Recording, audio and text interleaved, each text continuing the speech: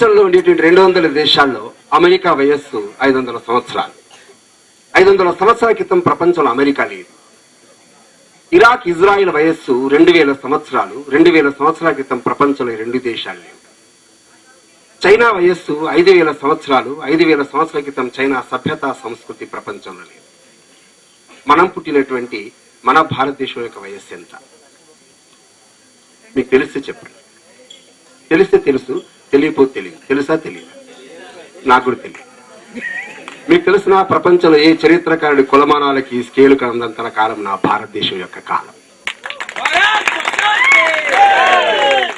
అందుకే ప్రపంచంలో ఒక జర్మనీ తత్వవేత్త ఉన్నాడు, అతని పేరు ఆర్నాల్డ్ టాయన్బీ. అని అంటాడు, నేను ప్రపంచంలో 28 దేశాల చరిత్రను చదివి ఆశ్చర్యం అని చెప్తాడు. ప్రపంచంలో 28 దేశాలు లేవు ఈ రోజున. మనుషులు చచ్చిపోవడం మనం విన్నాం, కానీ దేశాలు చచ్చిపోవడం మనం ఎప్పుడు వినలే. కానీ దేశాలు లేవు ప్రపంచంలో. అరిస్టాటిల్ యొక్క శిష్యుడు అలెగ్జాండర్ తన దేశం నుంచి బయలుదేరి ప్రపంచాన్ని జయించి చివరికి తన దేశం రాకముందే చచ్చిపోయాడు. ఆయన పుట్టినటువంటి గ్రీకు దేశం ఈ రోజున ప్రపంచంలో లేదు. రెండవ దేశం తయారు చేసింది, వస్త్రాలు తయారు చేసింది, విదేశాలకు ఎగుమతి చేసి దేశ ద్రవ్యాన్ని సాధించింది, ప్రపంచంలో ఒక విశ్వ సామ్రాజ్యాన్ని సృష్టించినటువంటి దేశం రూమ్లో లేదు.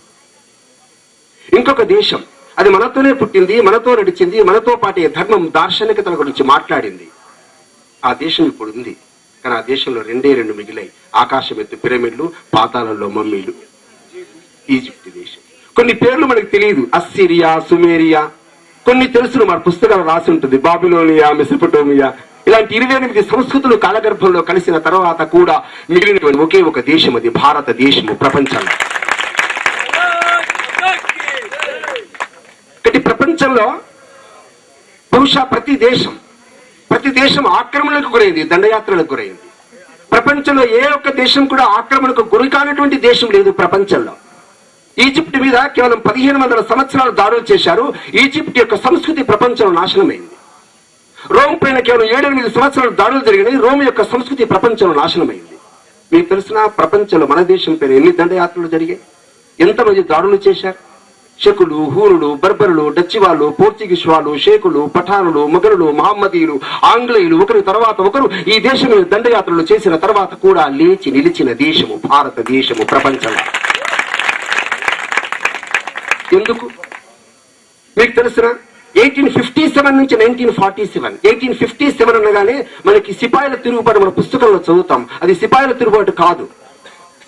ఒక మంగళపాండేతో పాటు దేశంలో ఉండేటువంటి వేలాది మంది ప్రజలు ఆ రోజున మీరట్ ని ఆక్రమించారు, ఢిల్లీని ఆక్రమించారు, భూపాల్ని ఆక్రమించారు, గ్వాలియర్ని ఆక్రమించారు, ఝాన్సీలో విప్లవాలు తీసుకొచ్చారు. ఆ విధంగా ఉత్తర భారతం అంతా 3 వ్యక్తులు, నానాసాహెబ్ పేష్వా, ఝాన్సీ లక్ష్మి, తాంతియా తోపే, అక్కడి నుంచి మొదలుకొని 1947 స్వతంత్రం వచ్చినటువంటి ఈ 90 సంవత్సరాల కాలంలో నా భారతదేశంలో దేశం కోసమే మరణించినటువంటి వాళ్ళ సంఖ్య ఎంత? మన లైబ్రరీలో లేదు. ఇక్కడ ఇంగ్లీష్ వాడు రాసి పెట్టుకున్నాడు. ఇంగ్లీష్ వాడు ఎందుకు రాసి పెట్టుకున్నాడు? తన్నులు తినది వాడు కాబట్టి. ఏమని రాసి పెట్టాడు తెలుసు? 1857 నుంచి 1947 వరకు ప్రపంచంలో ఒకే ఒక దేశం, సుమారుగా 3,50,000 మంది దేశం యొక్క ఉరికంబాలపై ముద్దు పెట్టుకున్నటువంటి వీరులను కన్నటువంటి దేశం భారతదేశం. ప్రపంచంలో బోల్షివిక్ విప్లవం, ప్రపంచంలో రష్యా విప్లవం, ప్రపంచంలో ఉండేటువంటి ఫ్రెంచ్ విప్లవం, ఇలా విప్లవాల్లో కూడా పాల్గొన్నటువంటి అత్యున్నత మహారథులు ఈ దేశంలో పుట్టారు.